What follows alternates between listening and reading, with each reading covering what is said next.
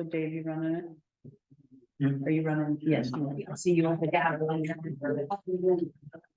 okay, because I have Right, calling to order the meeting of the Tuckahoe School District at 6 o'clock on September 26, 2023.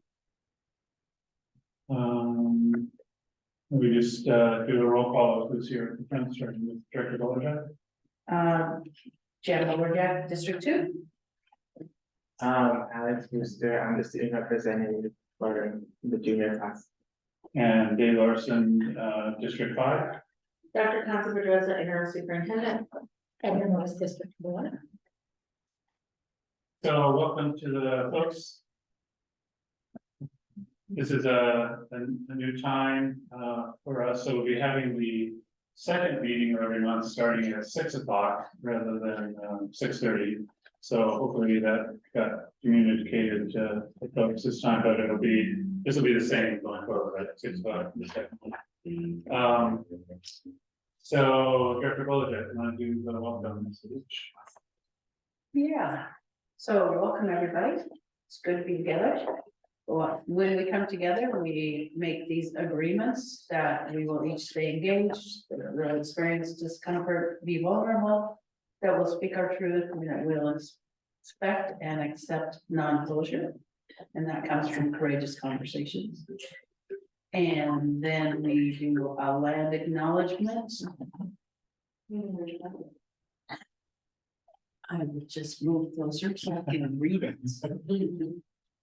We in the Willis School District acknowledge that the land where we teach, collaborate, learn, and play is the traditional land of the first people of Seattle, the Duwamish, the Marshfield people past and present, and are glad to the land and sun, Amish and Marshfield tribes.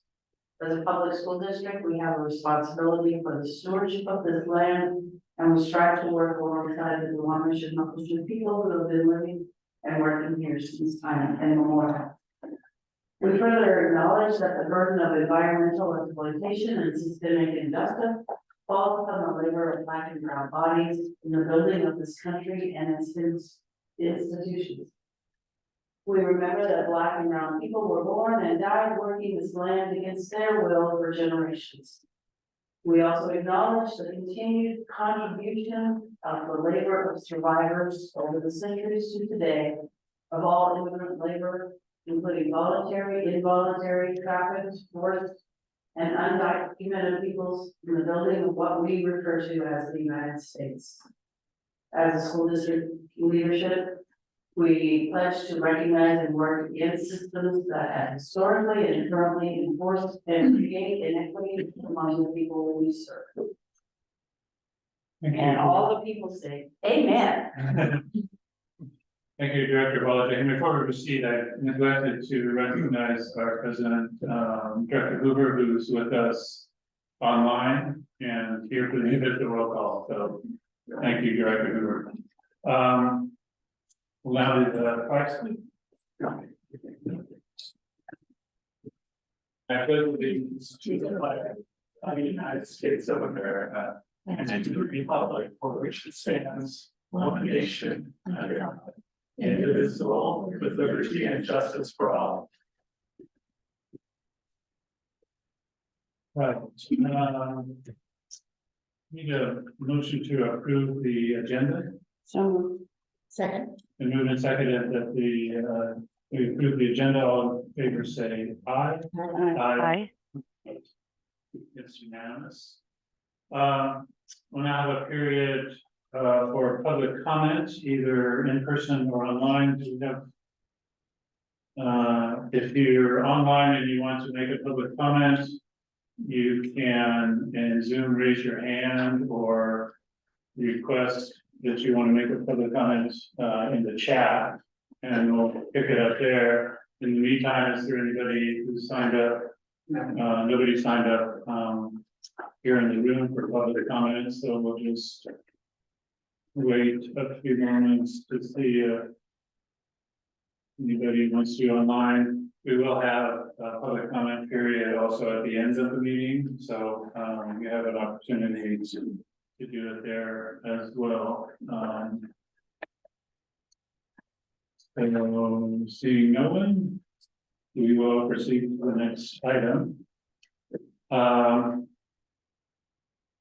we'll start with student representative reports. Our senior student representative is not here tonight, but our junior representative is. Do you have anything you want to say about what's going on and after school started? This is Alex. From my experience, like right now, I got a cost to just for first period because I'm a running start student, but from what I see, I feel like everything's running smoothly and like I don't see any issues coming up right now.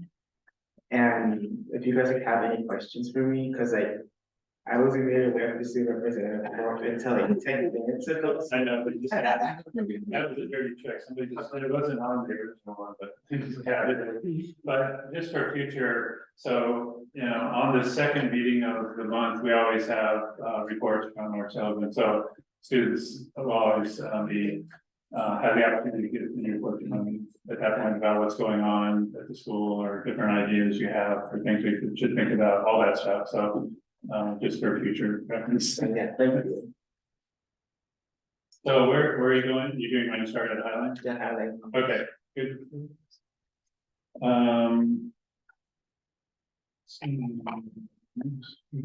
Superintendent's report. Hi, everybody. I have a few things to share with the community. First, thank you to everyone, the staff, parents, and community members, including the directors, who attended all of our open houses last week. It was really wonderful to see the community come together over the week. I will share just two little funny stories. I had a parent come up to me and say, "Where do I know you from?" And then I had one of the Urban League staff say, "Do you remember me?" So that was a former staff member at one of my schools, and then the student was one of my students in one of my former schools. So that was really fun to have those interactions last week. I just want to welcome back to Tukwila School District, Gregory Woodard, who is here, coming out of retirement. Thank you and bless you to assist us as interim chief financial officer.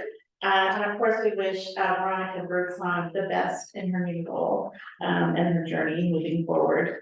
Also, I just want to congratulate the board. You guys have received applications for District 2 and 3 for the board seats, so that's awesome.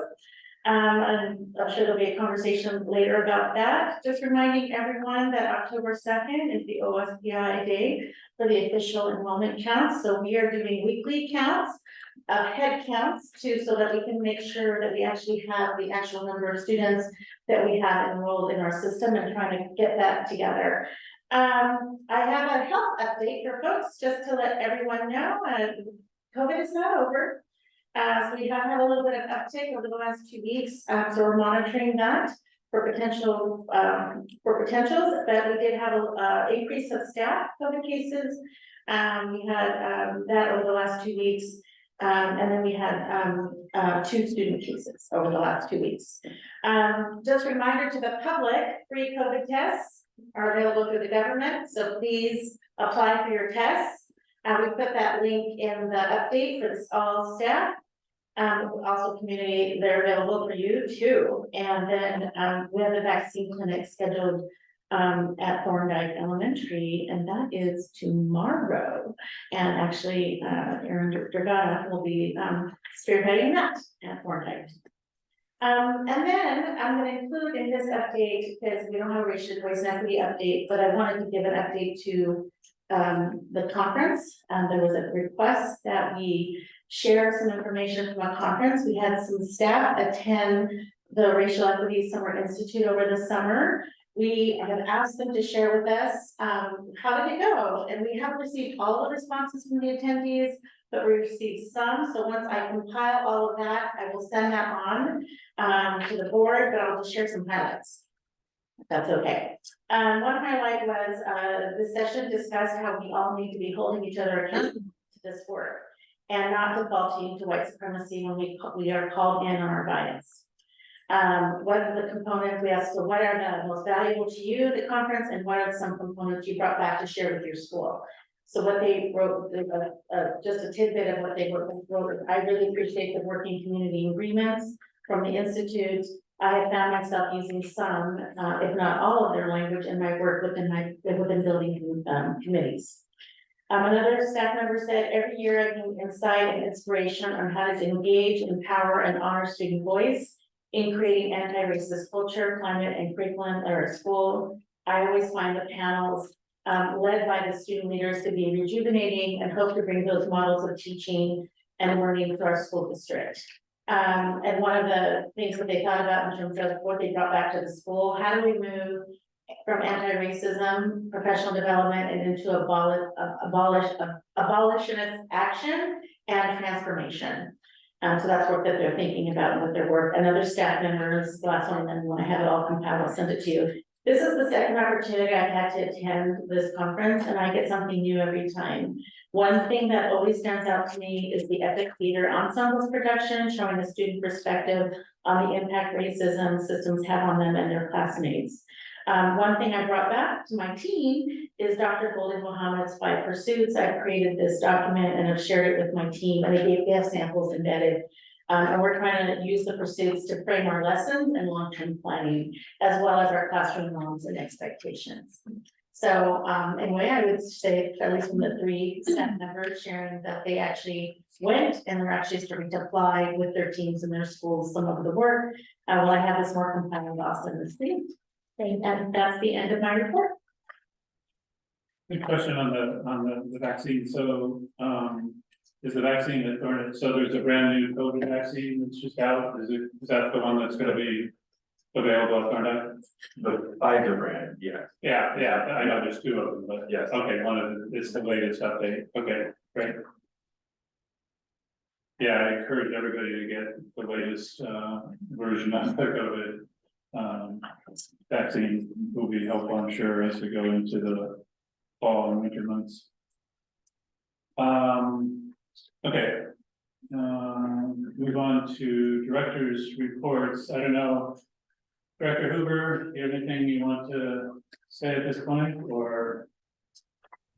A good majority of my report will talk a little bit about in our discussion topics, but just wanted to share that I had the opportunity to attend 2 of the open houses last week, and it was not only a pleasure to be at the open houses, but also to really be engaging with parents and talking about what it means to be a board member. We had some really great conversations, and I feel like there were a lot of folks that were really interested, and their ears perked up as we were handing out flyers and talking to them about the possibility of joining the board. So just really, it was really, really great to be there. So just wanted to thank the schools for allowing us to come and use that as an opportunity to help our recruitment efforts. So that's all I have to share for now. Thank you, Director Morris. I've been able to visit some of the schools, not all of them, and I'm looking forward to visiting the rest of them. I've been volunteering in a classroom, which is an absolute delight. I hope to do more of that. It's fun to see all the kids and staff back. People look a little bit more relaxed this year. So that's it. Director Bolshak. Yeah, I got to attend all but one of the open houses, and it was great. It's great to see the kids so eager to show their parents or family members around. I do think we still need to improve on the language access piece of all of our gatherings. I think we tried in a couple of cases, but we still could improve.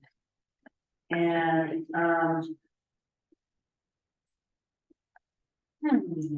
I guess that's all I know. Sorry, I've been in all the buildings. They're all doing great. Okay, thank you. So I got actually quite a list here. So last on Friday and Saturday, I was at the WASDA, which is the School Directors Association General Assembly, which turned out this year to be a marathon session of 9 hours on Friday and 8 hours on Saturday. Because of a highly controversial issue that may or may not get some press, I'm not sure, but the issue, that was, contentious issue was, something called weighted votes. So the General Assembly is about representatives from all the districts in the state coming in to, vote on, different legislative proposals, police proposals that kind of, direct the staff and in WASDA when they're interacting with the legislature and in terms of what to advocate for. And normally when we vote on these things, there's kind of one vote per school district. And most of the time that ends up voting up or down things. However, on occasion, when votes are carried, there's a mechanism that they call weighted votes, which is then we retake their vote and each district gets the number of votes proportional to the number of students they have in the district. So, you know, we get 2 votes, Seattle, which is the biggest district, gets 19 votes. Now, this particular mechanism is written into the bylaws of WASDA, but over the years has become very controversial. A lot of, particularly the districts in Eastern Washington that are smaller and tend to be more conservative, are feeling that their voices were not getting heard and that, you know, some of the positions being passed by WASDA were kind of too progressive or whatever. So they, you know, undertook this effort to change the bylaws of WASDA to eliminate the weighted vote and say all votes would be 1 vote, 1 school district, which, you know, is basically undemocratic in a school district with 10 students. You get the same amount of votes as the school with 50,000 students, but anyway, that's what they were, and they did a lot of organizing. And the bottom line is, at the end of the day, after a lot of huge amount of parliamentary maneuvering, my head was spinning with all the parliamentary maneuvering that was going on in there. They got it passed to eliminate weighted votes. Now, I can tell you, because I know that all the bigger districts are in a tizzy and they're working on a whole variety of mechanisms to try and get that overturned. So it turns out, unfortunately, what it's gonna do is make WASDA a very divided organization. And anytime, you know, those organizations are heavily divided, they're less influential, particularly with the legislature. So, in one sense, I mean, this weighted vote, and I'll give one example later, but they're making a little bit bigger deal of it in some ways than I think they should be, but some of the more conservative organizations like Moms for Liberty were touting this major thing that is major victory that they're gonna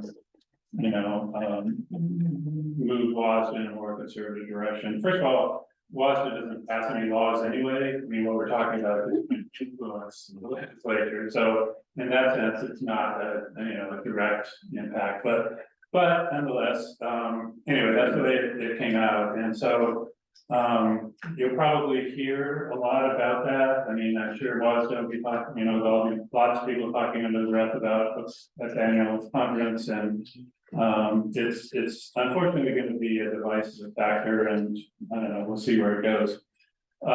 In terms of interestingly, the ones that we submitted, the one which was a resolution to say basically civil rights, of students needs to be adhered to by local school boards. There was actually that one actually passed. Seattle made a little amendment to it, which I was in agreement with, to make it a little broader, to be not only local but also state civil rights. Students of civil rights should be respected by both local and state bodies. And kind of surprisingly, that one passed, given the general flavor of what was going on in the organization, but it passed with like 74% of the vote. So that's good news. And I'm happy that happened. On the other hand, it passed largely because the resolutions committee, which made a recommendation on this amendment, said that you have to pass it. And what I've learned over the years is that there's a lot of people vote on basically what the committee recommends. So the other one we put in, which was to add the word race and equity to the statement about comprehensive equity policy there's a lots of positions said every school district should have one. We said, okay, that really should be race and equity, and that was again based on our experience with our students when they looked at it and said, no, you really should have a race and equity in there. Also, just the general fact that talking about an equity conversation in this country, you know, it's hugely about race. And so, anyway, that one, interestingly enough, the vote came exactly 50-50, which means, you know, the parliamentary seat said that that's a fail. So, and in the old days, when there was a weighted vote, I probably often weighted vote, I'd come in and probably pass it. But anyway, that one failed, you know, largely because the committee did not recommend it, and they never came back to me and said, well, let's talk about this. They just said, do not pass. And so, anyway, that one, I intend to submit it again next year, and if the thing is more favorable. So, anyway, the next thing, you know, if you want more details, I can talk for a long time, but people will be talking for a long time about on this thing, but, for the next steps is they're gonna publish all the positions, the legislative positions, and what I will do is, the next step is for districts to rank their top 10. And so, if you recall last year, we came up with top 10, I will come up, the top 10 have to be submitted by October 16th. The next meeting we have is the work session on October 10th. I'm not gonna be here, but I will submit the my recommendations for the top 10 plus what we did last year, and you guys can talk about it and give me input, and then I can submit it by the 16th. So anyway, that's was the General Assembly. I don't know, anybody have any questions on that? It's yeah. Not the way I like to spend my time, but anyway. Let's see, I did go to, so the city had City of Tuckahoe had a night for people to give public comment on their comprehensive plan, which is over at Showalter. I think the same night the open house was up at Foster. So I went to the open house or the city event at Showalter, and our students from the environmental studies class were there presenting their ideas about how we could go about, you know, making the city a green city and getting that into the comprehensive plan. So our senior student rep, Dennis, and a couple of students from the environmental studies class were there, and they did a great job. They were talking to folks. A lot of people from the community came in, and they were talking with them about their ideas for making a more green city. So that was excellent.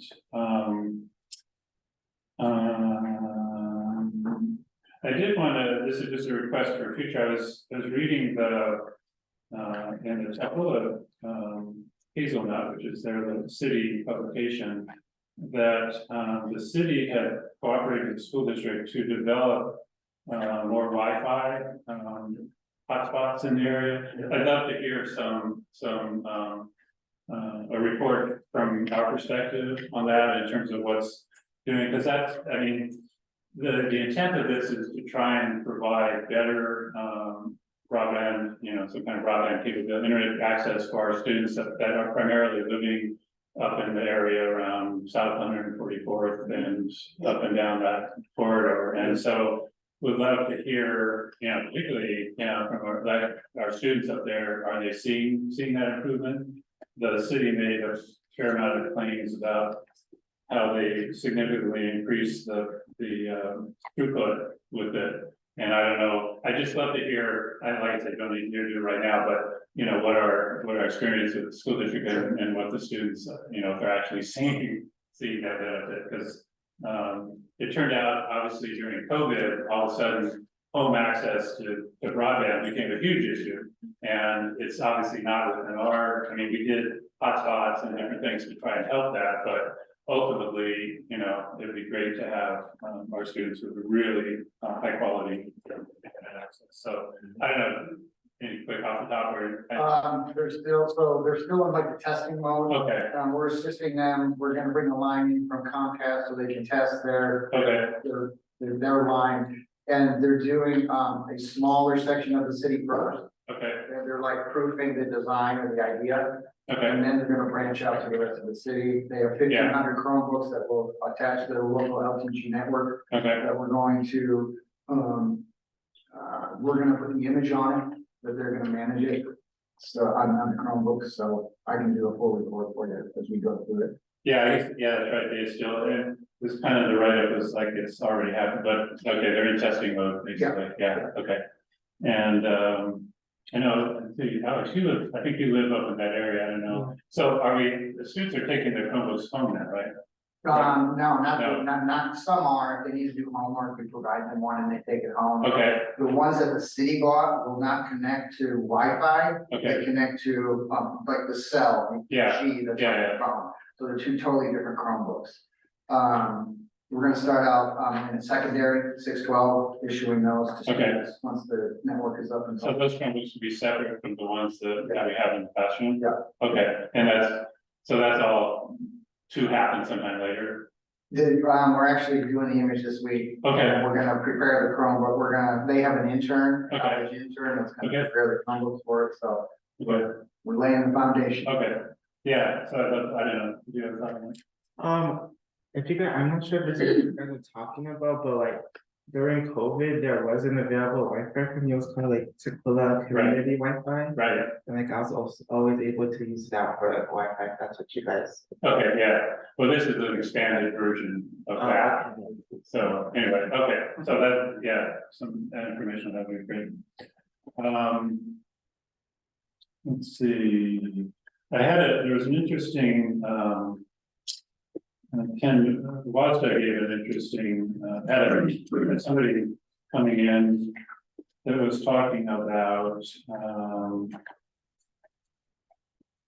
gave an interesting presentation on one of their online things about, this was a guy, Rick Miller from, professor at Arizona State University. Anyway, you know, one of the things he was talking about, was that, you know, it's kind of tying, culture, you know, when, I know we're working in a culture with Seneca, for example. And one of the things that he's talking about is that you need to have certain things in place for the culture to really be beneficial for students. So things like no student leaves the front porch without knowing everyone at school believes they are capable of success.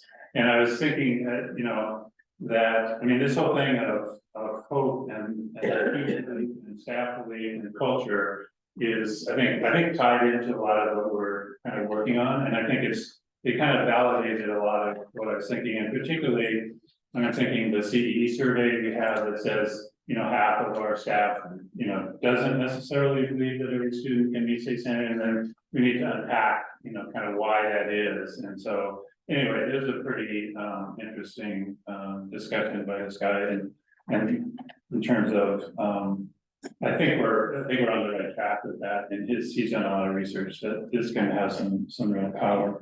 I am kind of curious, did we in the last CDE data, we did some free-form text input, did that ever happen? And I mean, we have the CE data, which is the 1 to 5, you know, thing that we always give. But then there was some additional, I think, question, because we were trying to get at, for example, on this one, you know, if staff doesn't believe that students, you know, can achieve it, why is that? What's the issue going on? So we can, because we were never able to kind of dive in deeply into that. Did we ever implement that? I never saw the IA report, or AI, sorry. Okay. report. I could, if someone could forward it to me, I could take a look at it. It's great, see, CE, speech, Yeah. Okay, Yeah. I'll reach out to him. yeah, okay. And you want the text, just to clarify, you want the embedded text questions and response with the more descriptors, correct? Right, yeah, and there was some analysis tools that he was gonna use to do that, so, which, automated analysis tool, AI analysis, predictive, or textual analysis, which I think could be really powerful if it's, you know, Yeah. if we had to choose properly and something. Let's see. I did want to get some I talked a little bit with, Greg Woodard about this, so the PAC funding, you know, you can see in the report that we're going forward with that, you know, we submitted a request to the state to get a portion of that funded, and it was denied. I talked with our representative, Hackney, who's on the capital projects of that, you know, committee in the state. And I asked him about, okay, so why did our state on the guidelines? And he said, one of the things he said was, you know, and this kind of happens every year in the legislature, they kind of have themes when they're looking where they're gonna put their capital dollars. And, you know, obviously homelessness was one of the, or, you know, that kind of thing. But the other thing he said was, because I was curious, the city got a bunch of funding to redo their HVAC system at the community center. So why did that happen and we didn't get ours? And he said, oh, well, that was because there was dollars for environmental stuff. And so I mean, we were doing a number of things in the PAC, you know, one of them was to replace lighting with LED lighting. But in our application, we said, oh, we want the state to fund the staging stuff. And so, you know, I think part of the game here is to, when you write up the request, you need to put it in, you know, say, okay, we want them to, you know, if he said we wanted to fund the lighting, which is a green thing, then you might have had a better chance. So anyway, it's just something to think about. I think I don't know if this has gone so far. I'm not sure with the RFP that went out for this, I assume that has scaled it back, because I know we didn't have, I mean, this was leftover money from the bond. And then we get some dollars from the state, so the fact that we didn't get those dollars from the state, does that mean we scaled the project back? And if so, what did we scale back? And so, and then maybe we can figure out how to get it. The other thing is, when I was talking with Hackney, is that he said there's some money from some arts organizations, not from the state, and I'm waiting for him to tell me which organizations are those that we might be able to apply, because this is definitely an arts, a community arts kind of thing. So anyway, you know, I think we need to, as always, you know, when we get, you know, some of these things turned down, we kind of research, okay, so what's the deal here, and could we approach it in a different way? Is that something with the Arts Commission that's holding those meetings? Is that something we can ask about? You're talking about the Tukwila Arts Commission? I don't, they probably don't have any money. Yeah, okay, yeah, good point, yeah. Let's see, the last thing I wanted to just talk a little bit about, hopefully we'll be able to get, so going to summer school. So, you know, when we heard kind of the results, so summer school, we did this project-based learning approach to summer school this year. And I'm a big fan of project-based learning. I've been doing the robotics programs for years at the Cascade Views.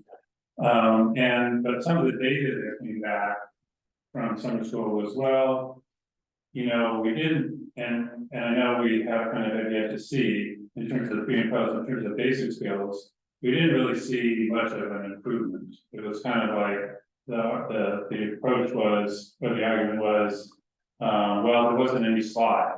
So that was a good, you know, summer school, I mean, prevented the summer slide losing some of it. And I guess for me, first of all, that's kind of a low bar.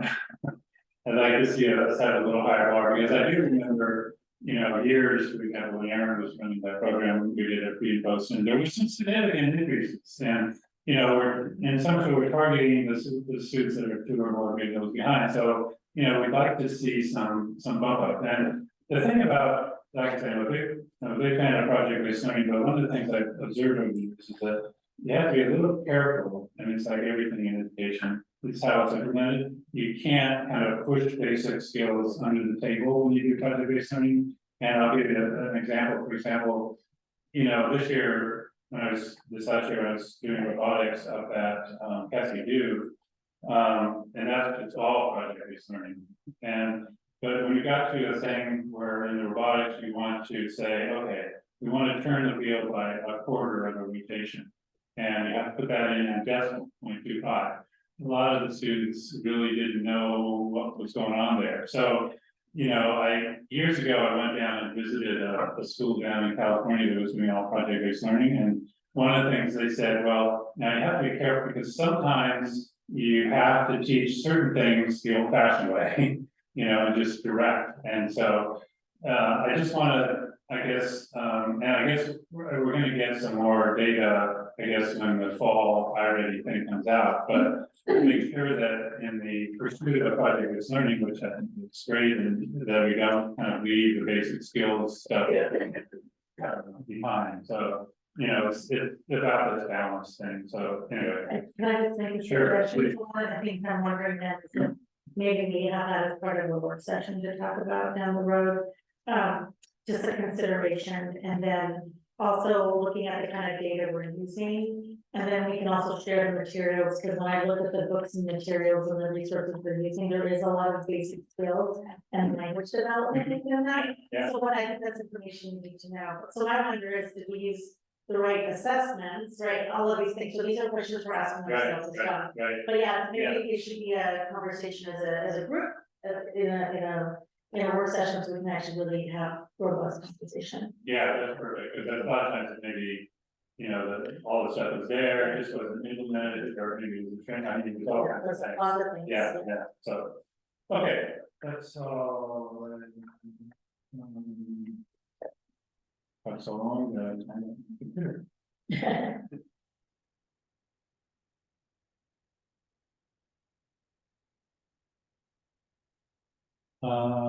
Treasury report, okay, need a motion to approve the consent agenda. So, Second, And moved and seconded to approve the consent agenda. Any discussion, hearing none, all in favor say aye. Aye. Any opposed, it's unanimous. Okay, board recruitment, campaign. Is that something, you want to comment on, Dr. Hoover? Yeah, so as Dr. Pedroza already mentioned, we did get an application for District 3. That is the position that has been vacant since last May. And so we are going to move forward with that interview process and hopefully appointment soon. We are going to be doing that interview in partnership with the PSCSD, who has supported us in all of the recruitment efforts that we have been doing. Which if you haven't seen yet, there are some amazing videos that they helped us to produce that will not only be used, that have not only been used already for this recruitment effort, but I know that they intend to use long term, and we have in our back pocket as well, as we are gearing up every 2 years for those board elections. So that's that on District 3. That's really exciting. Really the biggest piece that I wanted to bring forward today is we talked a little bit about it at our last meeting, but I just kind of wanted to finalize some date or timeline around the District 2, the potential District 2 appointment. So just for a little bit of a context reminder for folks. So our own director, Bowler Jack, her term ends coming up here in November.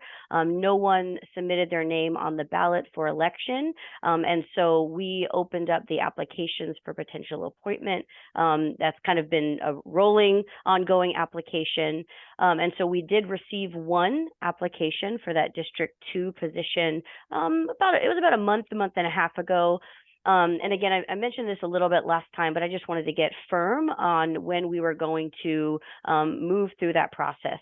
So we do have the option to kind of go through that interview and do the appointment with a start date of early November. That would be just after the election, but would allow that individual, should they be appointed, to attend the WASDA conference, which, as we know, for incoming board members, that can be a really beneficial just onboarding and networking opportunity for them. And so I think it'd be really beneficial to do that. We, of course, could wait until the term is officially over to then do that appointment, but I think it would be my preference, and I would hope that the rest of the board would agree that we could go ahead and do that earlier. From what I understand, Director Bolerjack, you would still be able to participate in the interview and the appointment of that individual. I can confirm, triple check that that's true, but that's the guidance that I've received. So my thought for that was I also wanted to make sure that we were leaving just a little bit of extra time, because this one wasn't as time pressing because it's not currently vacant, but we know will be. I wanted to leave just a little bit of more spaciousness for our recruitment efforts that we've been doing, which we know have been working. So it's really awesome. So leave the possibility for an additional potential candidate. That way we would have a little bit more of a competitive appointment process. So my proposal to folks is that we look to interview the week of the 16th of October. That would provide us the opportunity to do the appointment on our regular board meeting on October the 24th. So again, that would give us still 3 solid weeks for another applicant to put their name in if they would like. Thoughts or questions on anything that I just mentioned, and then any ideas or other thoughts around a potential timeline? Is that timeline for District 2 and 3 or? So that would just be for District 2. District 3, because it has been vacant for much longer, it is currently vacant, that position, and that's the one that we have continued to get extensions, but currently and technically the PSESD really is holding that process at this point. So we had in our original kind of board recruitment plan with PSESD that we would ideally appoint that person in October. So it'd be likely that we would be doing both of those appointments at that October meeting. However, the interview for District 2, again, the one that is currently vacant, we're going to do that interview much sooner. We're looking to do that in the next week and a half, kind of depending on our schedules and PSESD schedules. But for District 3, I just wanted to extend a little bit more time because we have it. We got it backwards. Yeah, it's backwards. Is it backwards? So, yeah, so District 3 is the one we're filling quickly, because we can. District Sorry, 2. yes. Yeah, my question would be why we're gonna bring on the person that gets elected, right? In District 4. Why wouldn't we bring on the District 2 person at that same time? Wait. Go ahead, Director Larson. My question on District 2 is, so District 2, there's nobody on the ballot. So that's gonna go to the ballot and. No, I believe- it's going to be an appointment. No, but the question is, could somebody do a write-in? Oh, yeah. I mean, it will it appear, I'm not sure, this is a question for, I guess, the Yeah. election. Is District 2 gonna appear on my ballot with just a space for a write-in? Right, nobody there? and then we should have to wait until after that writing. Yes, yeah. Yeah, you would think. Which we'd is have also to a little wait. scary because, you know, 2 people, I mean, somebody could write in like 2 or 3 names and they win by like 3 votes or something, yeah. I don't know how that works. Exactly, yeah. check with- Yeah, I think we need to check with the elections folks. On that. And I know we've had some discussion about at large. Is there? Well, that would require a whole other. Right, but it's something that we need to pursue. Yeah, But so For later, not now. But if you Yes. went ahead and appointed and chose somebody to appoint to District 2, and then there were 2 write-ins on the ballot, that would seems like it would invalidate that appointment. Except that when the elections. Well, because, yeah, That's what I mean, the election would supersede. and Yeah. Invalidate the appointment. yeah. So I the mean, question is that if there's a position with no one on the ballot, is that position still on the ballot for a potential write-in? So that's something that we need to confirm with the election office, so I can check in with John from PSESD and see what he knows. And then I can also check in with King County Elections. I think to go back to your question before, Jan, around the hope is to bring them all on at the same time. The difference would be the timeline in which we interview, because District 3 is vacant now. We're going to do that interview soon. Because District 2 is not empty now, I was hoping to leave a little bit more spaciousness for other individuals to apply for that appointment, which is why I'm suggesting that we leave another 3 weeks. But ultimately, we would still do the appointment likely about at the same time, probably at that October 24th meeting. Of course, this would be depending on what we find out from the elections office about that write-in. And then just to address really quickly, Director Morris, what you said, I hear you about the at-large. We had a discussion about this earlier on this year, and we as a board decided that we would wait on this discussion per the guidance of our previous superintendent at the time, in part because of the financial burden to get something placed on the ballot. That was my understanding. And to ensure that we are leaning into our levy, because we're going to be trying to get the levy on the ballot early next spring. So wanting to space those things out a little bit. So I certainly want to continue the conversation about at-large, but that's not something that we could do right now. And it's certainly not something that is going to take effect before we need to make these appointments. Right. I guess I'm wondering why we're waiting to, if we have somebody that potentially may step into District 3, why we would wait to have him come on board. So we are not waiting on that one. They don't wait on that one. Yeah, move ahead with that, the interview on the 16th and then appoint on the 24th. Okay. Okay. District 3. Yeah. Yeah, so I mean, I think everybody agrees on District 3, and then Right. on the other consideration we haven't really talked about is District 4, which has, you know, Pastor Proctor coming in. So the invite for him to maybe go to the annual conference before he actually, I mean, he will be, well, yeah, the annual conference will be probably shortly after he's, well, semi-officially elected. I forget, usually they need usually elections needs a couple weeks after the election date to firm it up, but you know, that's, I guess, to offer him that, and I agree on the District 2, let's wait till, you know, after the election and see what happens there, and then that also gives time for more people to potentially apply, so. So just to clarify, Director Larson, I wasn't necessarily, unless of course we need to, because there is potential for a write-in. The thought was that we would do the appointment slightly before the election, so that that individual could also go to WASDA.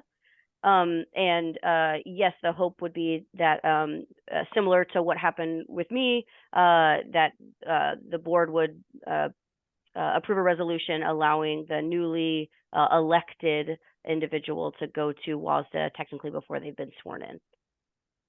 So we could do that no matter what. Correct. For District 4, yeah. For Pastor Proctor, yes. Yeah.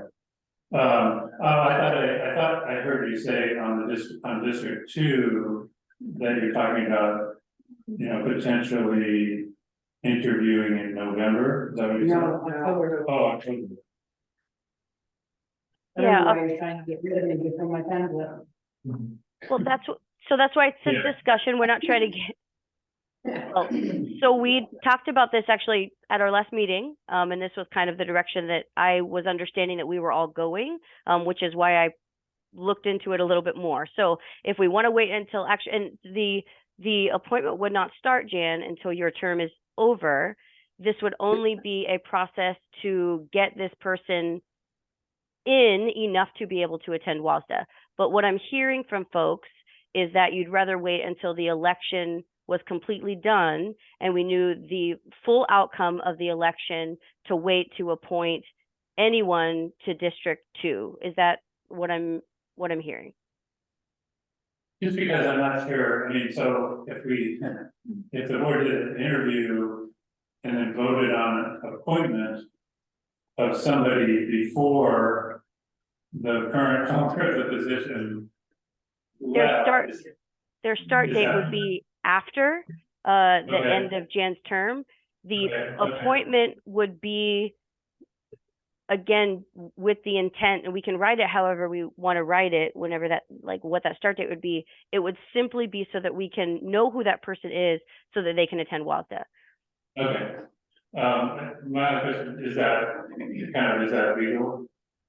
That's the kind of question, could we approve, can we do that? I mean, if we can do that, then that would be fine with me.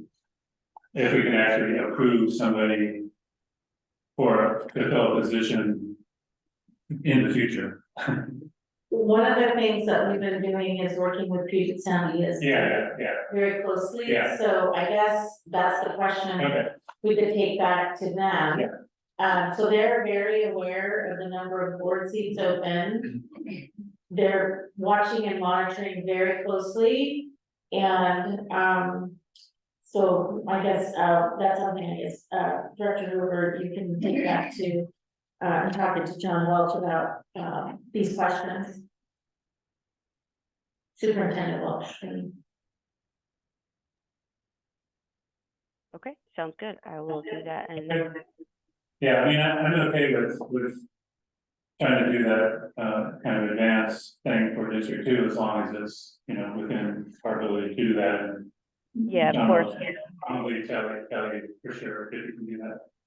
Of course, yeah, I definitely was under the impression based on my last conversation, but I will clarify and triple check and then bring back that information to the. Okay. Yes. Anything else on that subject? Okay, next up, we have social media litigation, who's taking that one? Okay, this is me as well, and this will be a little bit of a shorter update, but so I reached out, I've been doing a little bit of phone tag with a firm that is representing a lot of other districts in the area. And I guess my ask at this point is I would love one additional board member who might be willing to jump on a meeting with that attorney to get some information about whether it's in our best interest as a district to join that litigation based on some of the research that Dr. Pedroza did. Thank you so much for that, Dr. Pedroza. It seems that in similar cases, small districts have received a small monetary award, small in the like, several thousand to maybe 10 up to $30,000, which could be a significant benefit to our district, knowing that those funds would be spent specifically on supporting young people in their mental health, which is of course a big priority of ours, and what we know is a significant challenge for our young people right now. So my ask, I guess, is one, do we want to move forward with at least talking to this attorney and then deciding whether we want to bring back a resolution to join the litigation at our next month's board meeting? And if so, who might be willing to join me in that conversation and then putting that resolution together? So could you give for Alex, do you know what we're talking about here? Social, you probably don't because you haven't heard it before. Director Hoover, can you just give a quick synopsis about what this is for Alex benefits so we know what we're talking about? Sure, and please feel free to add in any details or holes that I might be missing. So there are now several dozen districts who have joined a lawsuit against some of the larger social media companies like Meta that operates Facebook, Snapchat, Instagram, TikTok, I believe, are the ones that are named in the suit. And so this is about filing a claim that those social media entities have perpetuated and impacted the mental health of students because of their platforms and what takes place on those platforms. And so this is a suit that has kind of already started to gain a lot of traction. We would be, again, one of the multi-dozen school districts that have joined, if that's what we decide to do. But it's all about mental health and ways in which social media companies and social media outlets have been complicit and perpetuated and impacted young people's mental health. Okay, I think it would be beneficial if we did join that, because like I know a lot of people are like my friends and people I know are affected by social media. Yeah, okay. So, at this point, I'm just asking for somebody else to bring on a call with the attorney. Papers. Depending on when it is, I can do it. I will add that as of now, there's, I think nationally, there's 140 districts, more than 140 that have joined, and now other agencies such as CBOs, health providers, and government agencies have also added to this. And the important part for us was that small districts did receive some monetary amount, so we did find out that yes, they do anywhere to $50,000 to $60,000. So I think that's it can be up to. So up to, but and there's no cost. Yeah, the question was always, what is it?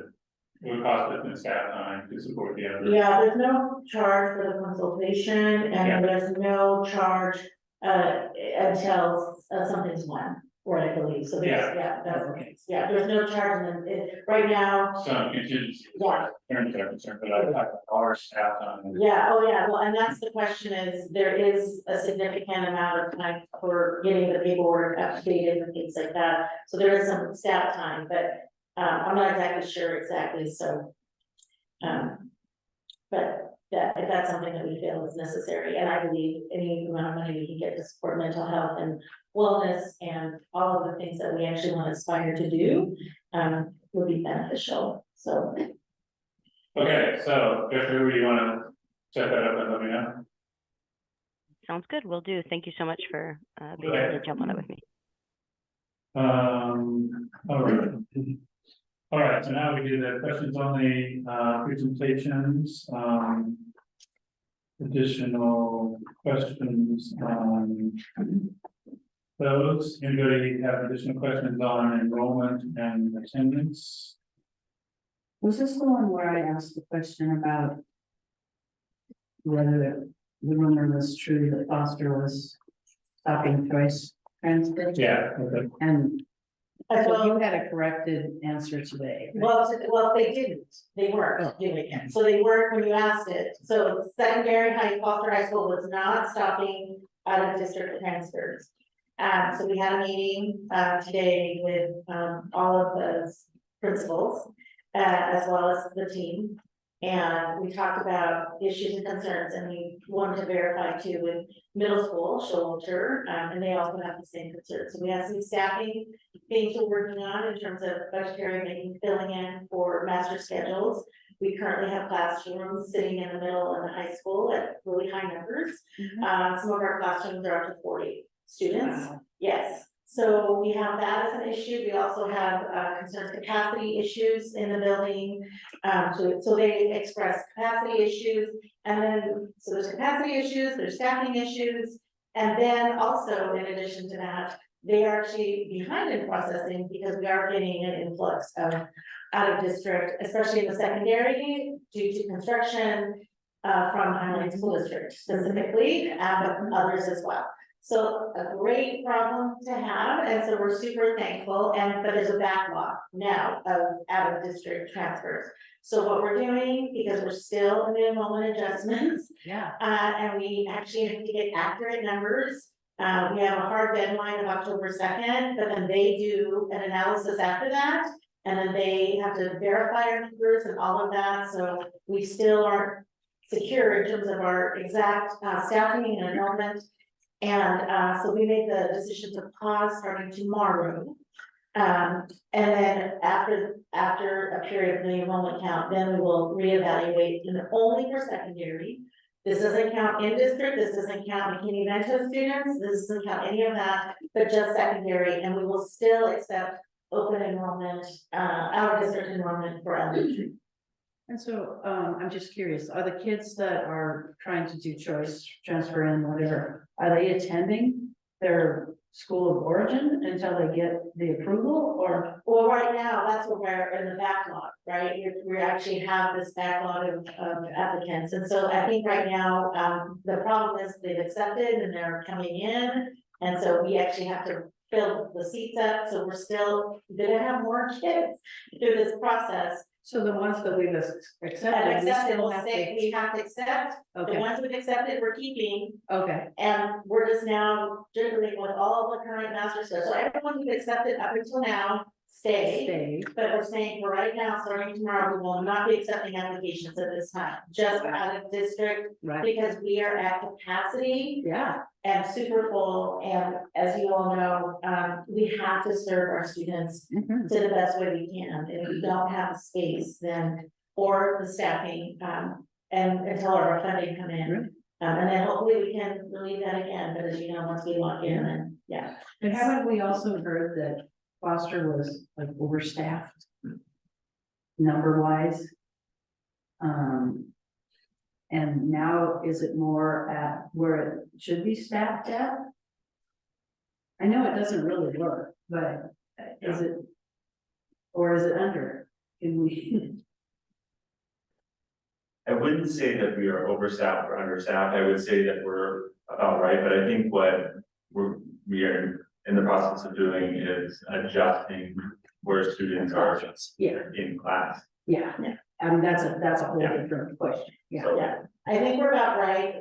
The issue is, as you know, when we hire staff, especially in the high school and middle school, and the high school credits, you hire teachers or certificate Right. staff with specific disciplines. Right, They can only teach what they are, certificated to teach. Right. So when we actually then have to create the master scheduling, then we have to do a balancing act, right? Yeah, And all of it's that, amazing. so, and we are fortunate in that we have many staff members who are different, multiple certs, Nice. things like that, multiple endorsements. So that's helpful, but it doesn't solve everything if you have 40 kids in PE and you only have a few teachers that can teach PE for it.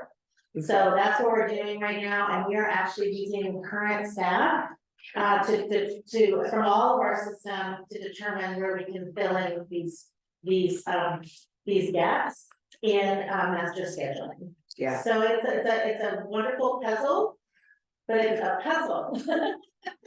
And it's very complex, and we are working to solve this as well. And we're also dealing with special education staffing as well, so but the high school is more prevalent, but middle school is also doing that as well, so they need time to relook at their schedules, move students around, appropriate classes.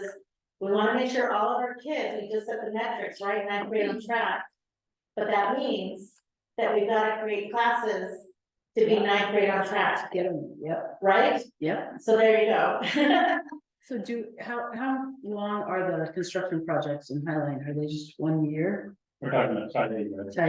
I'm not sure, but I think it depends for different districts, but if it's a new project, those are longer, usually 2 years, but remodels are typically 1 year. I think Friday's around. Yeah. So it'll be longer, Yeah. probably So 2 we years, could probably keep those kids Yeah. down, which Yeah. which would be great, Yeah. and then we need to plan for Right. when they yeah, go back. So Right. that's the other thing, and then that'll be a huge adjustment that we need to plan. Right. It's tricky, as you know, I would say secondary, a student may show up, but you don't know what courses they may want to take. And then how many of them are running start? Yes. I mean, often, so it's a super complex, yeah, problem in some respect, but it's also, we are really thankful that, I would just say, I'm very thankful that many students and families outside of our district are choosing to come that's to what we Foster. wanted. That says a lot about what we're doing. So that's wonderful, like I said, it's a wonderful problem to have, but it's still something we are still working and sorting through. yeah.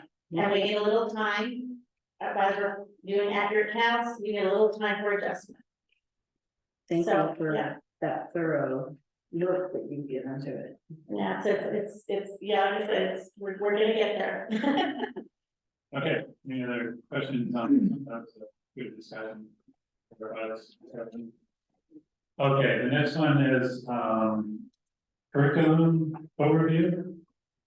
Which I think actually was, yeah, actually teaching and learning part of the overview is what it is, that curriculum being a part of it, and just kind of laying out. From the new chief academic officer, kind of at the high level, what's going on. Yes. So people are aware. And then also, yeah, it's helpful to have, you know, who's on the staff and who's doing what. So that's good. Any questions on this? Okay, thank you. Next one is lab high poverty report.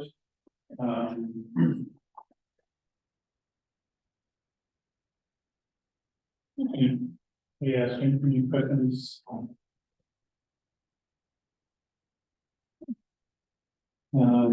I guess.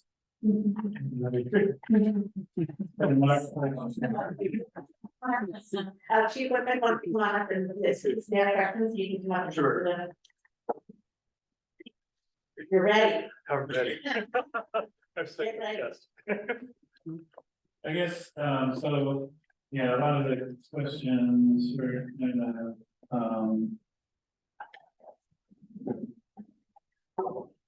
answered here. I guess the one thing I wanted to focus on a little bit, so, you know, we laid out for each, so first of all, to distinguish, there's LAP money and then there's LAP poverty money. Yeah. So LAP money is allocated based on the percentage of students who qualify for community lunch, and that's, and then there's the extra money that comes because we have over 50% community lunch that basically all of our schools. Yeah. Yeah, and so that's some additional money, Yes. which comes in. This is kind of near to my heart, because one of my things advocating in Olympia is for we need a lot more of this kind of money. Yes. And that money in general, so, but what I'm concerned is, so in each of the schools, you have a list of all the resources and services that are going on. Some of them are going on for quite a number of years, and the question, you know, for me is always, you know, well, how do, you know, which ones are working and which ones, and so I think your answer was kind of like, okay, we're working on trying to figure that out. Yeah. Which is good, because I just wanna emphasize that, we really do need to figure out, you know, if things are, and it's, obviously, it's a little complex, because when there's a lot of things going on, there's a lot of variables, and which ones, you know, Yeah. making a difference, and which are not making a difference, but, I think we do need to be examining, and trying to find the ones that really work, and then, you know, maybe pumping those up a little more and then getting with it. So that's just more of a comment. And Yeah, I appreciate you bringing that up. I've been talking with principals the last couple of days too, to, one of our esteemed principals also is here, Dr. Brumstad. We, looking at the activities that I listed here, those were, as planned in the spring. Right. I've been updating them this, fall, but their plans, the activities need to address a certain list of activities that the state identifies. Mhm. But we do have some flexibility. So Right. like this fall, when the schools have their iReady data, that will help them know, are there certain areas they need to do more intervention, different grades, which, Right. because it is, lab does target certain, you know, the students who are not yet at grade level in certain subjects. So, and part of that too, as we look at the whole big picture of budget coming together and where might we save some money, that will be a process throughout the year to decide, like you said, if there are a couple of programs that do the same thing, and maybe you're taking up more teacher time, and teachers wouldn't mind not having quite as many supplemental programs, we would look at where we could save some money and save some classroom time, and then look at what is the program supposed to deliver for kids, and then find some way to try to isolate as many of the variables as we can to say, with much confidence as we can, this program has provided this benefit. It's worth the money. Right. And I guess this particular money, this is money that we get that has to be spent. I mean, we can't pump up our fund balance with these dollars. Correct. And so, but yeah, when you take, okay, how are we using this program, what kind of staff time, maybe, you know, then Right. then you can potentially do that. So, Yeah, assuming the lab program continues, and in a way you can say that helps that, because it's, since all of our schools qualify, it is for any of the schools, the staff at each school identify as, being behind a grade level, any of those subject areas. That might offset in some way, some of the things we might need to cut in other areas. And the other pot of money, so we have LAP, like the LAP by poverty, and then there's this, I forget that, it's called school improvement, what's it? School science, school grants. School improvement grants, yeah, so that's another one. Yes. That not all of our schools get, but I think like Cassie, Thorndike and. Except for the high school, the only ones who don't qualify, right? So again, it's not a huge pot of money, but it's something, and so anyway, and so, yeah, kind of meshing all those dollars Yeah. together and producing, agree, okay. I guess, yeah, the other question I was kind of curious in all these things, so. You know, one of the things that I read a lot about, it's getting a lot of press these days is, you know, we're talking about trying to help students, you know, recover on some of the skills that maybe didn't get acquired so well during COVID is the science tutoring thing. And it sounds like we're not doing that at all.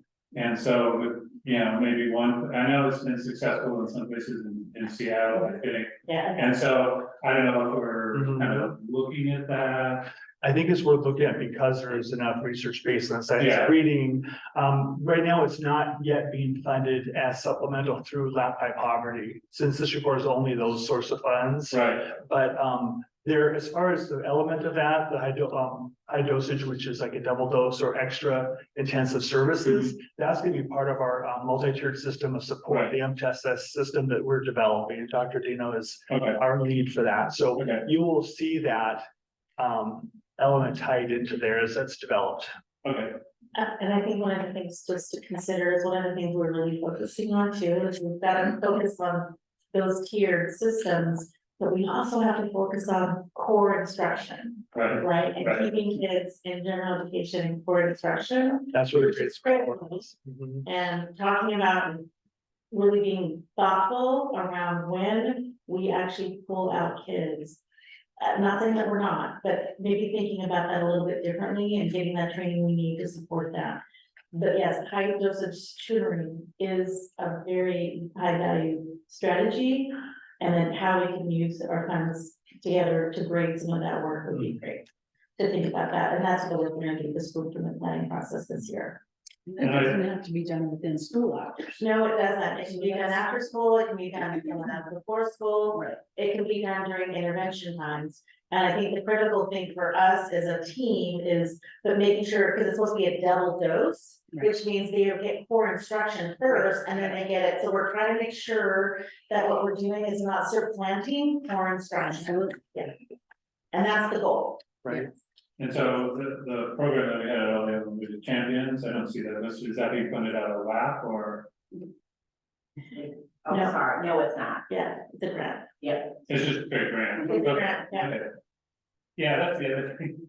You There's a know, lot. we hear about all these things and it really is helpful to have these kind of big pictures and with all the pieces together, so. You know, I can see, well, what about this? Well, it's over here and it's over here, it's over here, it's over here. So any of those kind of pictures I was kind of really helpful. Yeah. Well, that's why we're gonna do a budget work session twice this year, because we have to educate about the, you know, the basic funding model. Right. But we also have to, in that, we also have to educate on all of these other components. So grant monies, Right.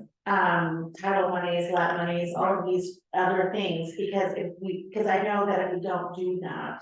Then when people come up with solutions, that's what causes frustration, is because they're kept giving a solution. But it's based on something else, and then they don't understand why we didn't cut that or something, and it's like, well, it's because we can't. Right, so we have to do some education with our community and our staff. Because the funding model is very complex in the state of Washington. To say the least, yes. You need to be an expert on that, maybe you can help us. Well, implement with all the restrictions and trying to keep them under assessment for your students and. Absolutely, so it's yeah. complex, so it's Yeah. complex, and we have to educate. Got it. Yes. Okay, any other questions on this? Okay, good, thank you. Thank you. I guess I don't know if there's any here next year, for the instructional minutes, or if we got any questions on instructional minutes. Are kids actually going till 3:30 at elementary? Oh, sorry, I was looking, no, we don't, it is 3:10, but the wax time for teachers at elementary is 3:30. They just middle at 3:10. So that elementary full day schedule, 8:50 to 3:30 on the, table B. Oh, okay. Yeah, that's gotta be a typo because it's, you can see the start time for the secondary, the blue table C, that's a 50-minute difference. So, my apologies for that typo. Well, but is that typo also reflected in the numbers? It, Or are the numbers yeah, correct? and the calculation came off of, basically I was fortunate to be able to do some copy pasting because this is a report from last year and our minutes didn't change from last year. Okay. Yeah, so that's how we know that it was approved by the state, so we know that the total number of minutes is correct. I thought all my kids coming home early were somehow getting all that. Yeah. So there was, the question came up about the 30 minutes of recess, so it's not, Mhm. I think the bill doesn't require actually to do it until the following, not this year, but the following year. Right. But you're saying we're gonna try and do it starting in January of this year? Yes, I think the agreement with teaching staff, Yeah, district, yeah, Right, was to, so I think we had figured it was just gonna be a matter of maybe 5 minutes a day, add on to what they already have. okay, So that'll be a argument issue. yeah, right, okay. Any questions, so questions on this one, FBAC.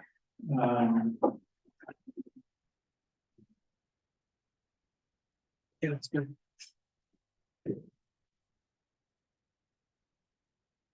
I guess so the general question, I'm saying is, always happen, hopefully maybe we can figure out how to get the stuff. You know, we get presented with data, Yeah. but there's no, analysis by teaching them. Yeah. And so, we're saying, well, okay, we'll do that later. The problem is, my experience has been, it never gets done later, and so we never see it, so. Yeah. And like I said, I'd be happy to wait a little bit, I mean, I understand the data's ready to come out, after, this group has analyzed it, but I'd be more than happy to wait a few weeks. Yeah. For some analysis in terms of, teaching and learning's take on what are the big takeaways from this, would be, really helpful. I was curious, this is the first time I saw, we were talking about the math, the elementary math, pilot math expressions, I mean, that's our current.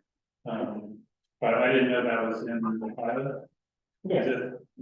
It is, It's 2018 expressions being piloted. Oh, the newer version is, yes, currently it's Oh, okay. 2013. okay. iReady is the other one piloted right now. Okay, so that seems like that's been going on for a couple of years, is it? Last year, the committee could not reach a decision. They did not feel either of the pilot materials met the standard we wanted. Oh, okay.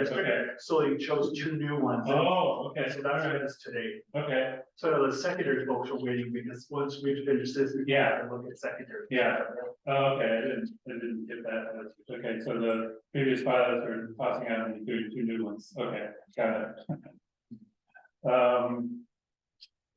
Let's see. It's interested, when I was looking at some of the, improvements and so always, and this kind of gets to the teaching and learning, what I'm looking for is, so, what went really well, because we need to understand what went really well and why it went really well, so that we can, number one, keep doing it, and number two, hopefully spread it around if we understand exactly what well. And then if something kind of went the other way, why did it go the other way? And then we can kind of figure out how to fix it. So, I was looking at the Tuckahoe Elementary, ELA scores, which were, let's see, year to year, thanks to Tuckahoe Elementary ELA. Yeah, so I take your point, Jeff, about comparing. You know, when I'm looking last year's third graders, this year's fourth graders, looking at that comparison rather than just, you know, this year's third graders versus last year's third graders, that's apples to oranges. So if I do that, then I see, for example, Tickle Elementary, third grade went 22% up to 34% in fourth grade, and then 36 and up to 49. So it tells me that kind of that something seems to be going well at Tickle Elementary in terms of getting those kind of jumps. And so, you know, what is it?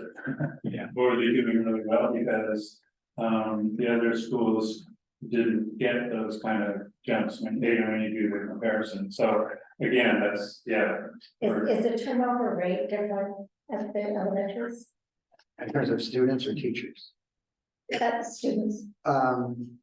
It's pretty consistent. Is it? Yeah, but probably there's a little more transiency at some of our higher poverty schools would be my guess.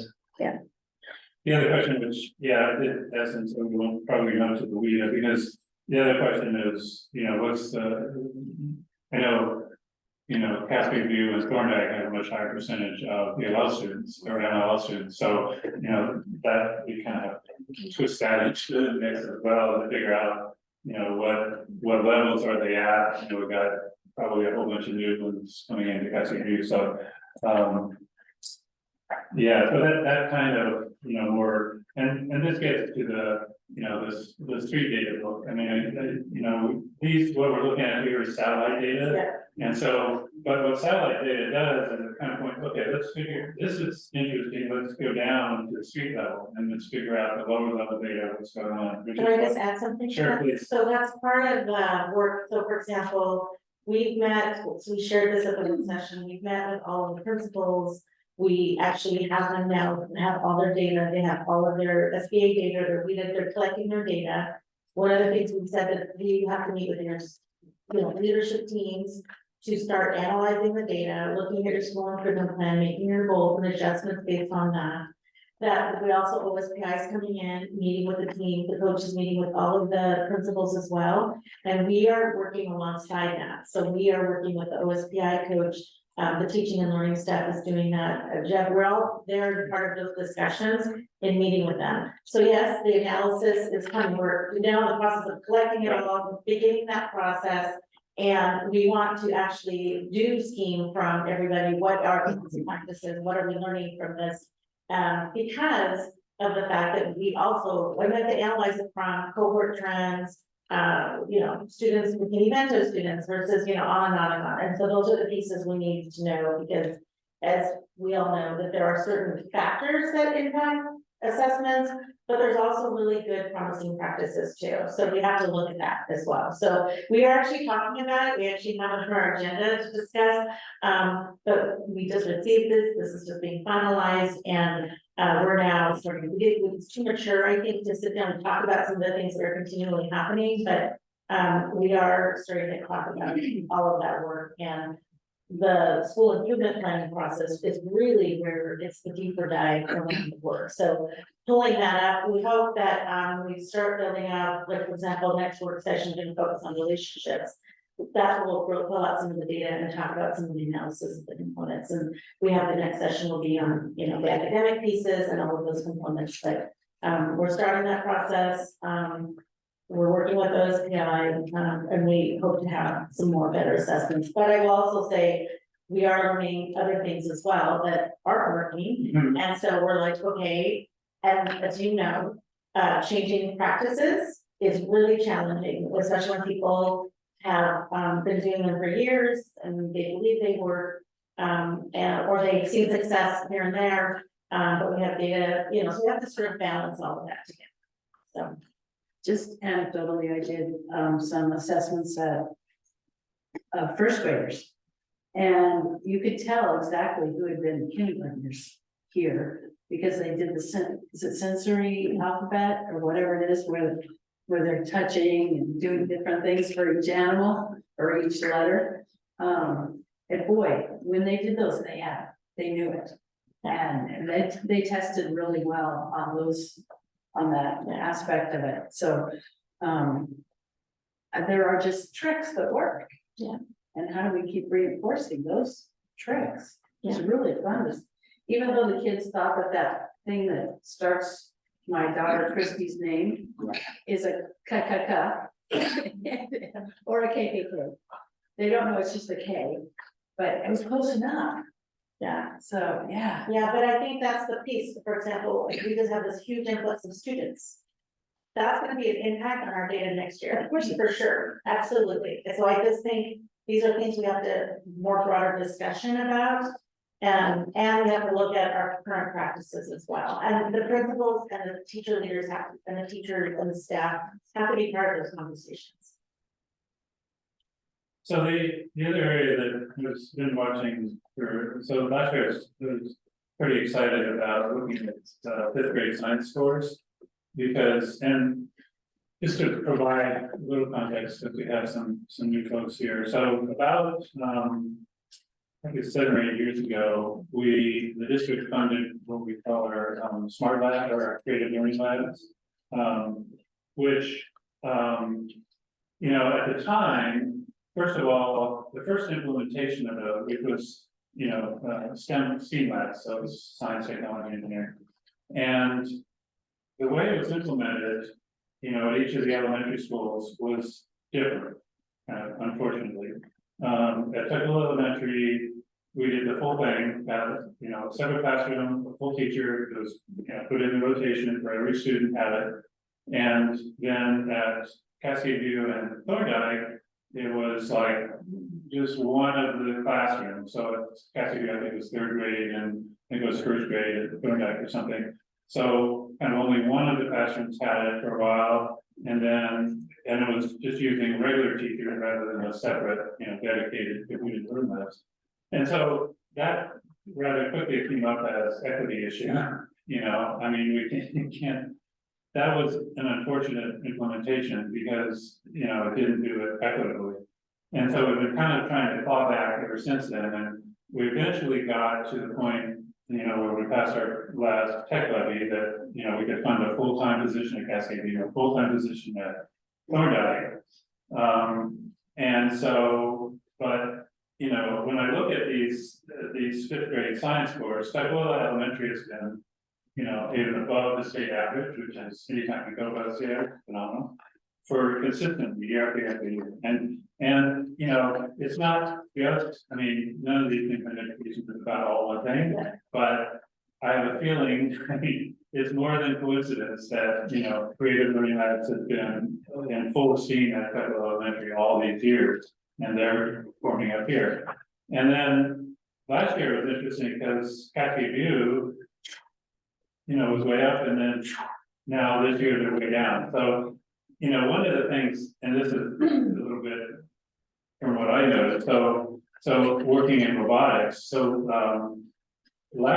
robotics is part of the learning lab, it's the after school program, but last year we had a lot of 5th graders, not just last year, the year before that, a lot of 5th graders who were taking the robotics program after school. Well, this last year, we had a situation where there was, you know, a huge number of after school programs coming in. And so almost none of the 5th graders took robotics this last year. They were doing sports and, you know, all the other things over there. And so, and, you know, then there's this big drop off, and like I say, I'm not claiming that that's all that had to do with it, because, you know, there's a lot of other things going on. I know in the previous year, some 5th grade teachers were doing a really excellent science program, but we also had last year, you know, Mr. Camacho had the 5th grade field trips for all the students, and that was to my knowledge, spread equally across all the districts. But anyway, I think we need to really look at,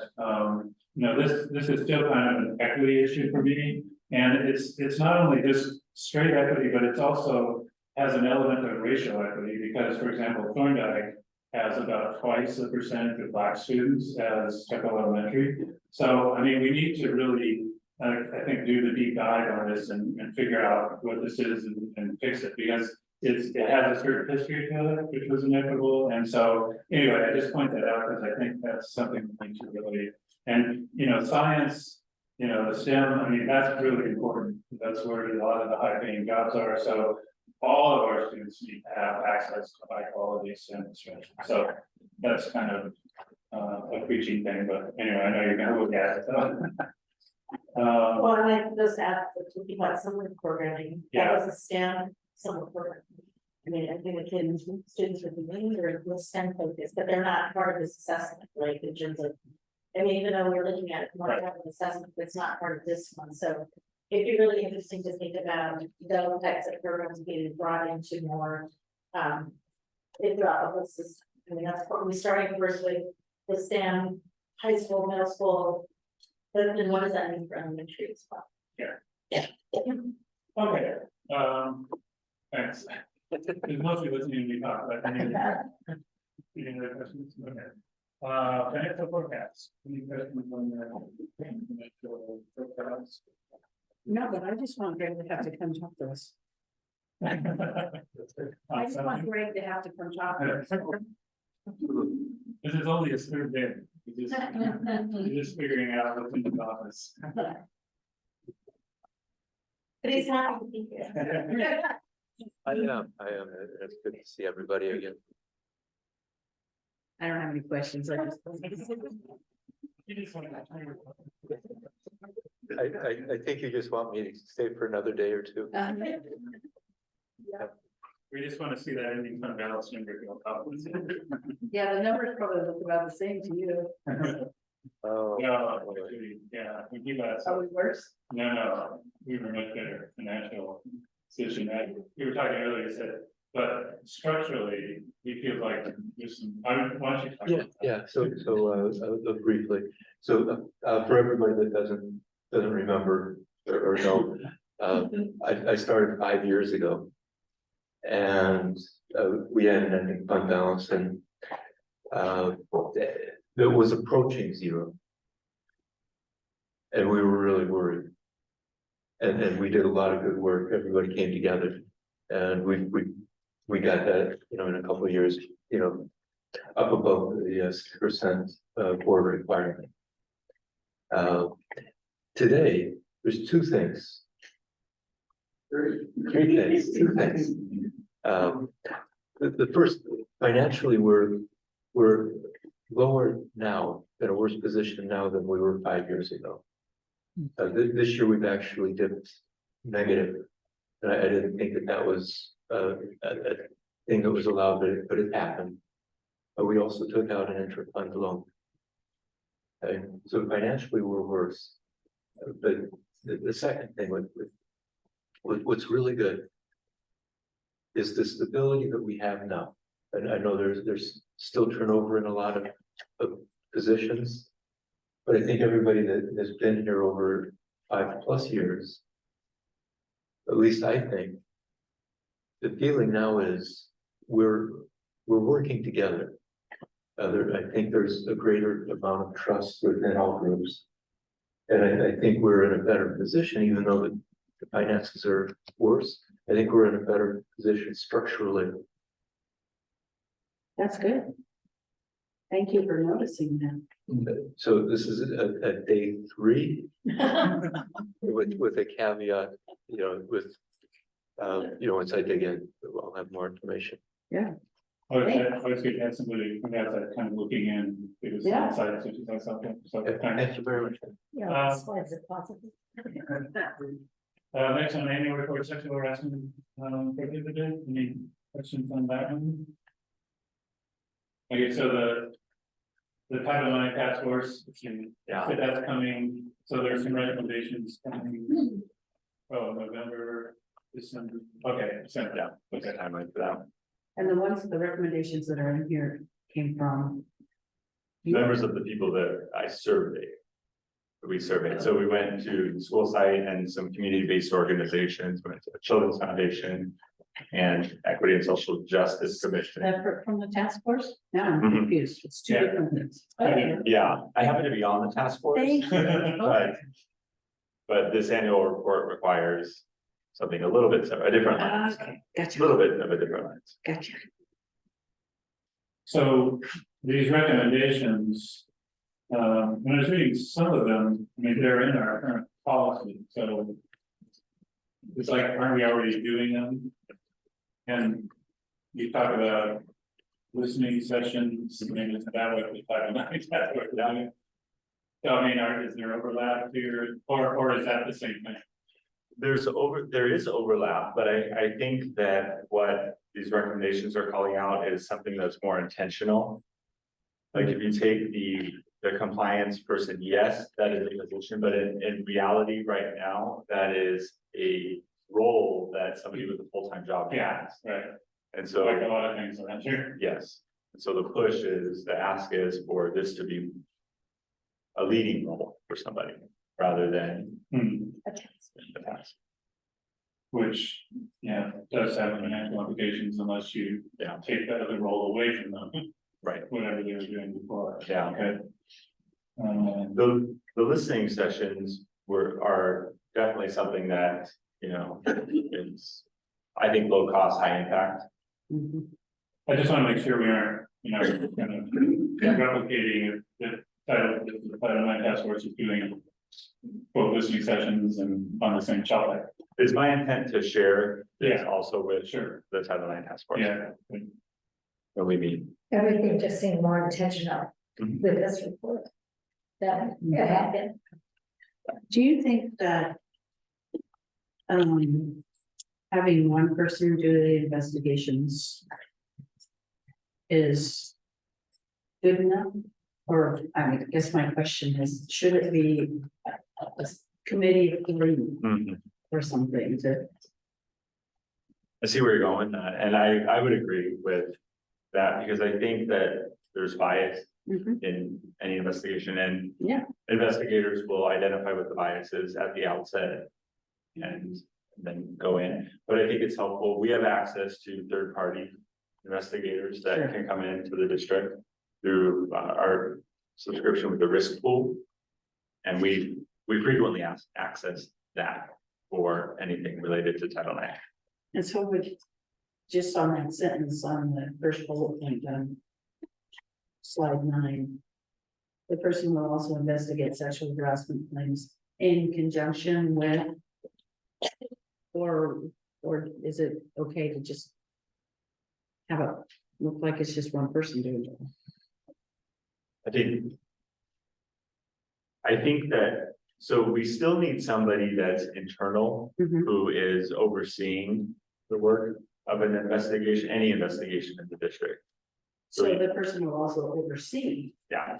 I mean, that would read differently to me. Yeah. Than that one person is gonna do it all. Yes, I think that's a good, like, modification that could really improve that. Thank you. Thank you for that list. Yes.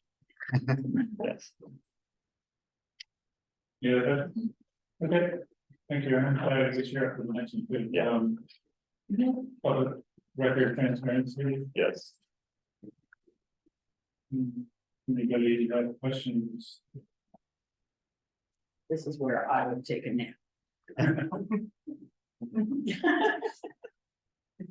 Yeah, just until you get one big one and then it's. Yeah. So hopefully, So is it becoming easier to stay on top of the timelines and get it?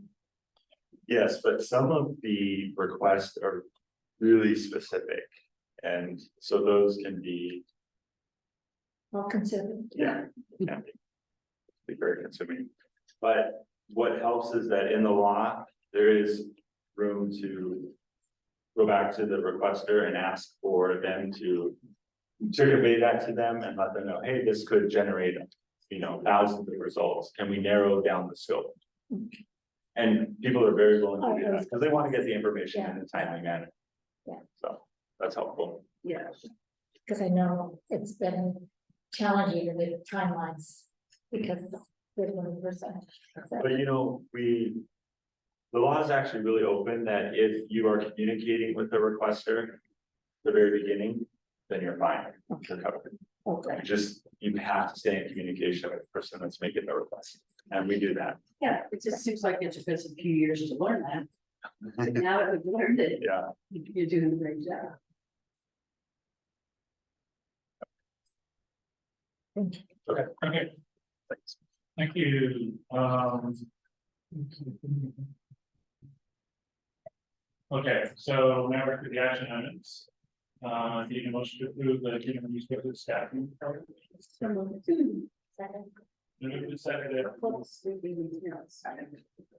The approval of resources staffing report. If there's no discussion, all in favor, say aye. Aye. Any opposed, it's unanimously passed. Item D, approval of TDI, the transitional bilingual instructional program. So we're approving the submission of their grant here. Yeah, okay. Need a motion?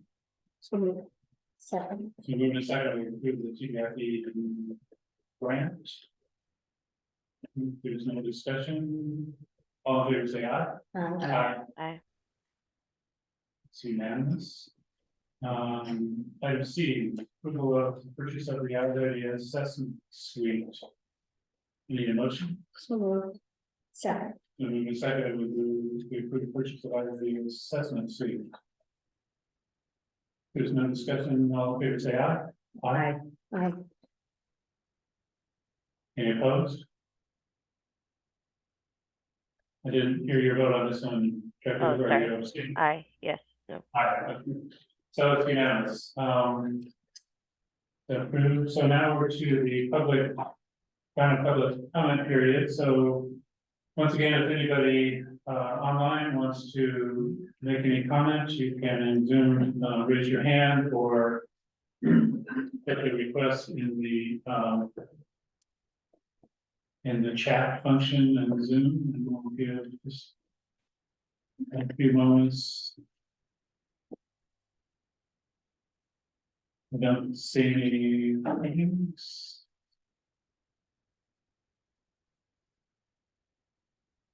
Okay. So, need a motion to adjourn. So moved. Second. So give me a second to adjourn, all in favor, say aye. Aye. Aye. We are.